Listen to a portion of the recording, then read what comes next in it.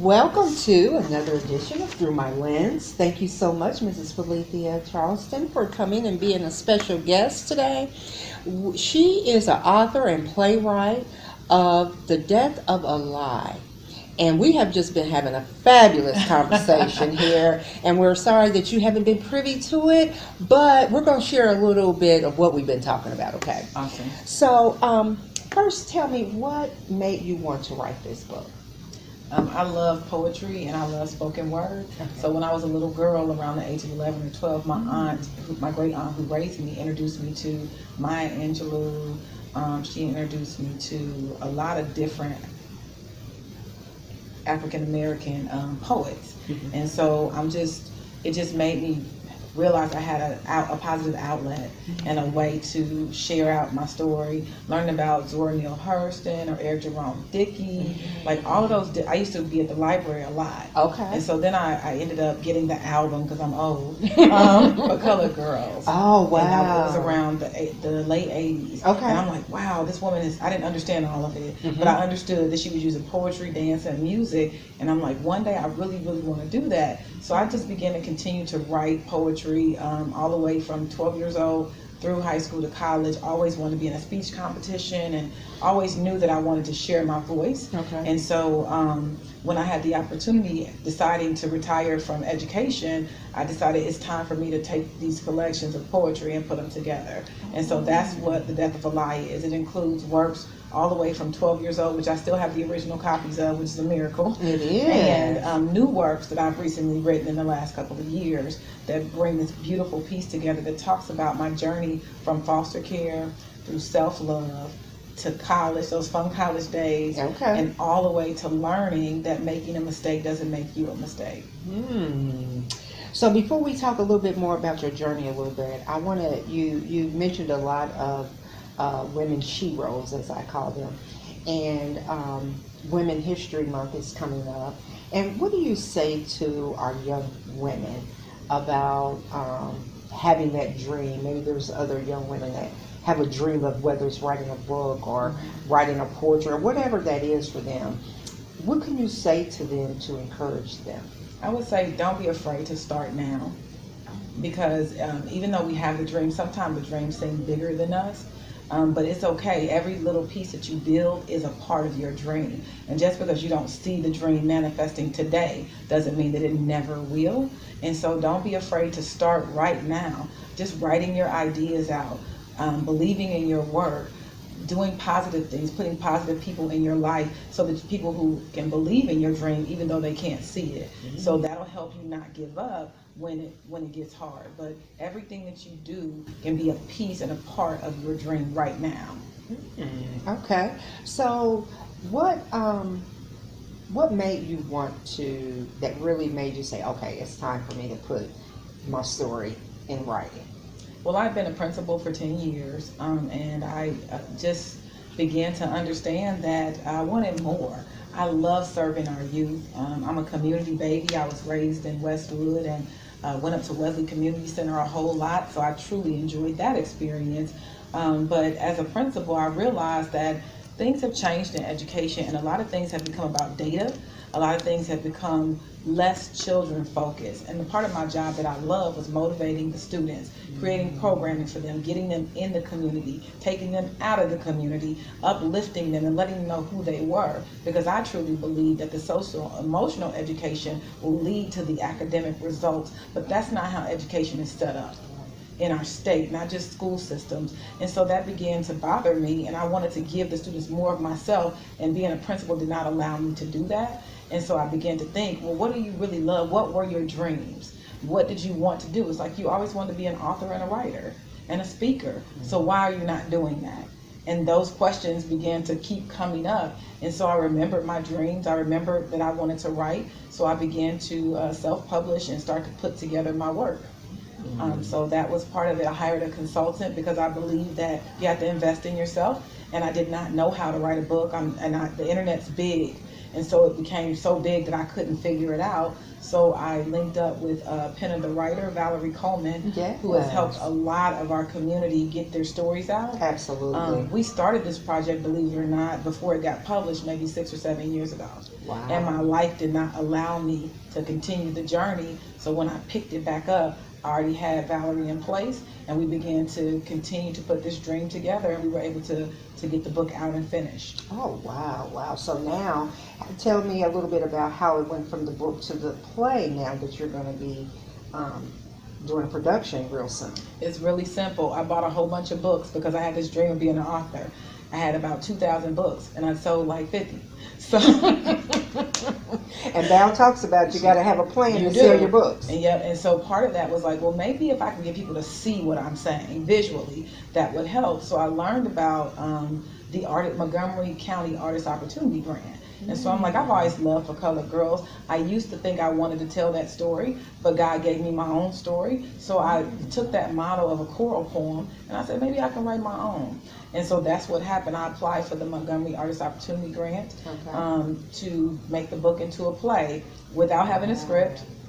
I just thought it was a good idea. Then I got the grant, and I was like, oh my goodness. Now what do I do? Now I gotta write a script. But I realized though that when something's in you, it just manifests. I wrote the script in less than 24 hours. Wow. I wrote it in less than 24 hours, and then I got with Joyce Barnes, who is at Sinclair, and she had a readers theater, which helped me write it faster. Okay. Because I submitted for this readers theater with no script again, and the readers theater was coming up, and so I had to submit my script so it could be read. And so that continued to help grow. So I had the readers theater. We did that, developed the script more, was able to flush it out, and then submitted it for the Montgomery Artist Opportunity Grant, and continue to grow it into a play. But the bottom line is I just didn't understand the book industry, and I didn't understand what it needed, what you need to do to sell books. And a lot of it is just, you have to have some notoriety, you have to build your audience, you have to be humble, and you have to continue to do the work. And I believe that play was just waiting on me to have an opportunity for it to come out. All right. It was kind of like how we talk about how God is waiting on us. We're praying and asking God, but He's already waiting on us. So Yes. He already seemed like He already had the plan in place. He was waiting on you just to get the pieces to keep moving it forward. Absolutely. Yes. Well, that is wonderful. So let's talk a little bit more about the story behind the story. So you talk a little bit about that 11-year-old. You said you started childhood. So what would be the one lesson that you think you pulled from your childhood experience that continues to impact your life today? One of the lessons is that pain and trauma are a part of all of our lives. And going through, not being raised by my mother, losing my father when my mother was 4 months pregnant with me, having a brother that I haven't seen since I was 6 years old, and being in and out of 7 or 8 foster care homes, I had to understand that was a part of my story, but that was not who I was. And so that lesson has served me tremendously, because while that is a lot of trauma and a lot of pain, it's not who Phillitia is. That's something she went through. And so that's the lesson of learning how to not become a victim due to circumstances, but allowing yourself to be humble enough to let people in your life who can teach you how to grow and how to love yourself, teach you about faith, teach you about God, teach you about self-worth and value. Because even though those things happened as a child, I did not know that there were more things that were coming that I would contribute to on my own that nobody did to me. And I had to learn how to cope through those mistakes, which the culminating lesson of that too is just, I learned that making mistakes does not make you a mistake. Wow. That's a wonderful lesson to learn. And I know, I've had an opportunity to come to your Meet the Cast, and just some remarkable young people. Were you kind of like strategic in making sure that young people were a part of this experience to help move the story along? That was not the plan. Okay. It was supposed to be a one-woman show. I did not want to be bothered with the cast. I didn't have time. And then I once again realized, so you're going to learn 98 pages of material. The answer was no. Mhm. I'm not going to do that. I don't have the capacity to do that right now. So how do you use people to tell this story? And so I began to, once I created the characters and started to see them in the play, then I had a casting call. I actually had 8 or 9 casting calls here at the library. Okay. To get people to see who's interested in telling the story. So they would come in, they would do their formal audition. I had people support me to select people to be in the cast, and then they would commit to the schedule. But part of it was, I want people to see themselves in me, because that's what I believe I'm assigned to do. And so there's parts of me that you can't see at 8 years old. So you cast people that are 8 years old, 9 years old. You cast people that are 18 years old to tell the story from that perspective. That way, it doesn't just speak to the evolved woman, it speaks to the woman who's becoming. Wow. So when you now you have these young people under your wing. Yes. As you're trying to tell the story, what's one thing that you've seen that's made a difference with the young people? Or what's the one thing that has stood out to you and seeing the different young people as a part of the process? I think the thing that stood out to me the most is that they understand the story and they're moved by the story. I think that when you have something in your head and you don't share it, you don't really know how the world is going to receive it. And so I think it's been beautiful to see little girls who are like 8 years old say, I love this play, I love talking about my hair and my skin, or they start to begin to relate it back to their class experiences. It's amazing to see the teenagers talk about, I can relate to this, and when I was in school, not feeling smart, not being called on, having to deal with my parents, then the people who are playing the college role of dealing with relationships and having no idea that being book smart does not make you good at relationships. Absolutely. And so dealing with the vulnerability of saying, you get so excited if you're not used to attention. Once you get it, you might not know how to handle it. And I talk to the young people about that. Just knowing how to navigate and loving yourself so that you don't need attention from everybody who smiles at you really hard. We talk about the vulnerability and making mistakes in those choices and understanding that just because you made those mistakes doesn't mean you can't get back up and do it again, all the way through some of the other things that the play deals with, some emotional issues about dealing with pregnancy and being young and not being married, and being honest with yourself about how you feel about yourself when you're in that situation, and giving them permission to talk about those consequences, evolving to now learning to love yourself and not letting anybody take that away from you and make you feel guilty because you've accomplished something. You love yourself, you embrace your hair or don't have any hair, right? Or you embrace how God made you, you embrace your skin color, and not letting people make you feel ashamed of that. So it just takes you through this journey, and I needed people to tell that story. Wow, that sounds awesome. And I think one of the key things I've heard you say during our course of our conversation about valuing yourself and self-love, that's so important, not just for young people, because it's kind of like if you don't learn how to do it when you're young, it's not like when you grow up, you just automatically figure it out. No, you don't. Yes. So, is that the one thing that you think you would like the young people to take away, is that the importance of valuing yourself? Because that means so much. Like you said, it doesn't matter what college educations you get, what certifications, what jobs you get, that valuing yourself and your abilities. I do think that that's an important message for everyone to take away.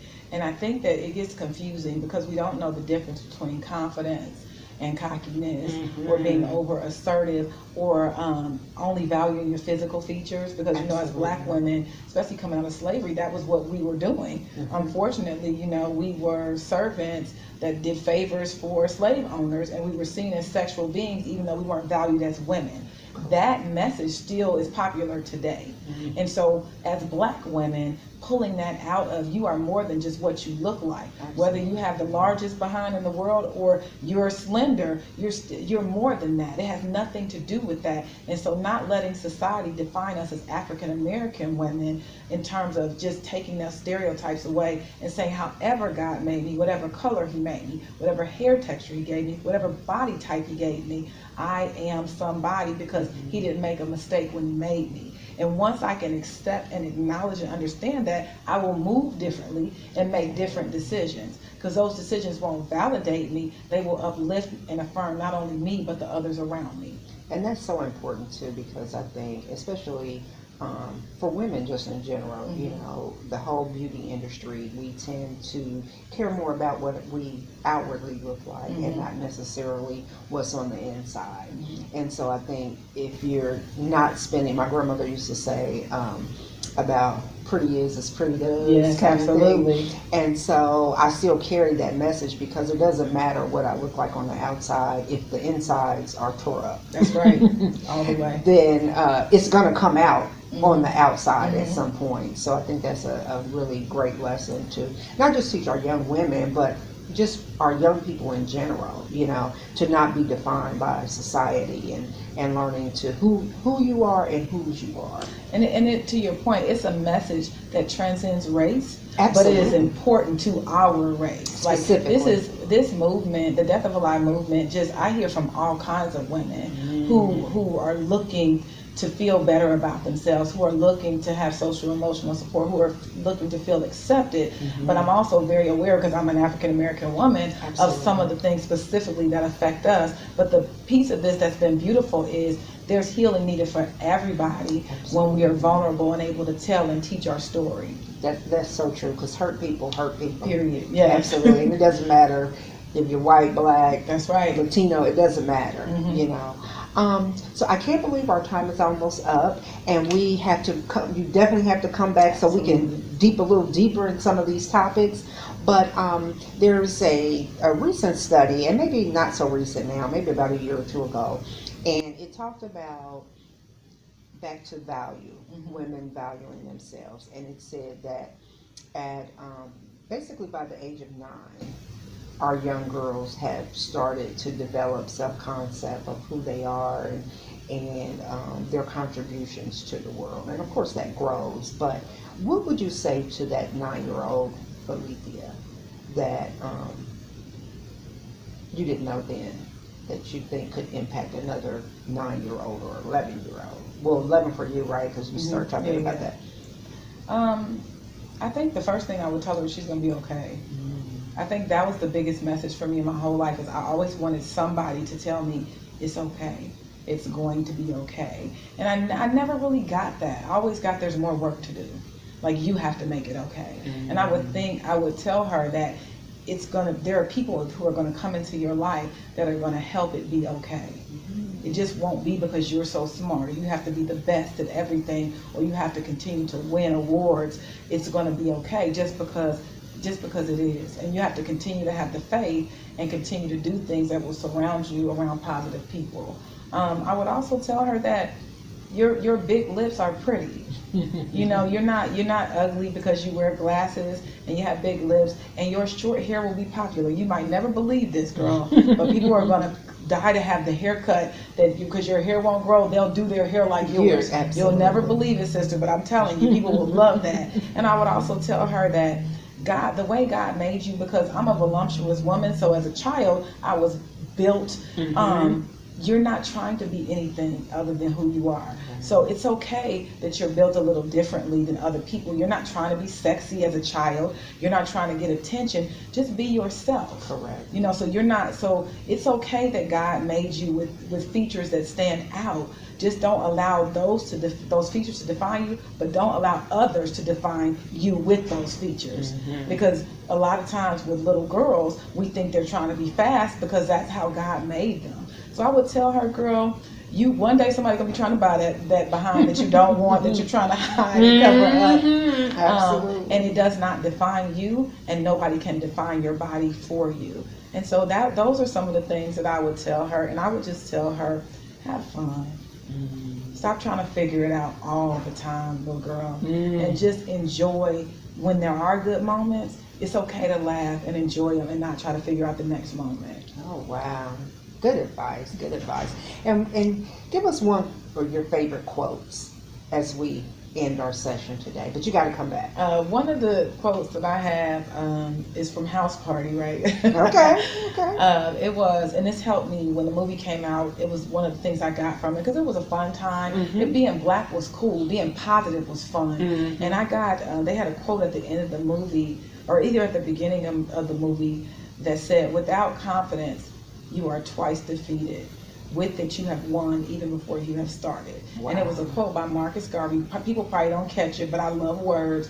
And I just thought about that, like, nothing is going to work for you if you don't believe it. So I can't depend on you guys to affirm me. I've got to know that whether one come or 1,000 come, it's good. You know, you just got to be consistent with it. And so that's a quote that really, really helped me. And the other thing that my aunt used to say to me that I didn't know it came from Maya Angelou. I should have known because we had Maya Angelou around the house. But she used to say to me, if you don't like the situation, change your attitude.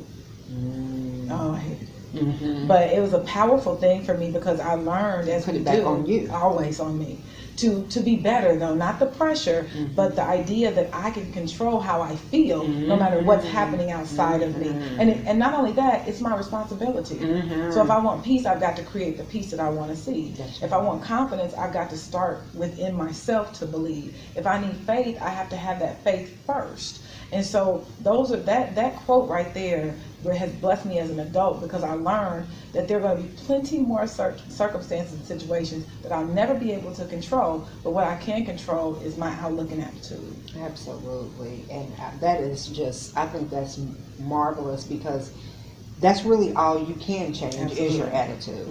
And I remember and I've had to learn this lesson, sometimes not always the easy way. Correct. Is that sometimes God doesn't change your situation, He changes you in the situation. Absolutely. And if we, just as a people, if we could grasp that, that we have the power in our mind really to make whatever change we want to see manifested in our life.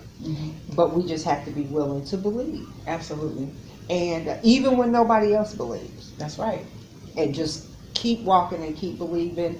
And we might not see it all at the same, at the time we want to see it, but in God's time, it definitely happens the way it's supposed to. And so that's why we're sitting here, and God has taken a 12-year-old's dream and manifested it into a production that has 25 people in it. Wow. That's going to be on a major stage that is sold out before. Only He can do that. But I mean, I had to look inside myself and say, do you really believe that He created you to do this? And so He could do it for you. Absolutely. And it's okay. You deserve it. That's right. You're deserving of it. Not from a vain standpoint, but you're worthy of it. Absolutely. And so sometimes God puts us in situations and we don't feel like we're deserving or worthy, and then we let it go. And it's okay that He picked you because you know it's Him. That's the difference. There you go. There you go. Well, thank you so much for coming and spending a little time with us, sharing your wisdom. You're going to have to come back again. So it's a done deal. Okay. Okay. Well, I look forward to it. And thank you again. And congratulations on your play. And I look forward to many more exciting, wonderful things coming up. And stay tuned. And give us your website or where people can find out more information about Miss Phillitia. They can find out more information at charlton.com. And so that talks about my play, that talks about my book, and that also talks about my workforce development and coaching services. But I did just want to say, Karen, I'm so excited. I'm going to see you Sunday. I'm looking forward March to 8th, it. this Sunday coming up at 1:30 p.m. at the Dayton Art Institute, and they can get their tickets on Eventbrite, or they can get them in person at these deals, and no tickets will be sold at the door, and the show starts on time. All righty. Well, we're looking forward to it, and we're looking forward to next time. So we'll have to talk after the play to do a debrief. Absolutely. Okay. Thank you so much. Thank you so much, and God bless you, God sister. bless you too. And I just wish you continued success, and may God continue to encourage you and fill you up so that you can continue to be a disciple for Him and help continue to reach the young people that God has placed in your life, that you continue to plant those seeds of positivity that they continue to grow. Thank you. Thank you. God bless. Bless you too.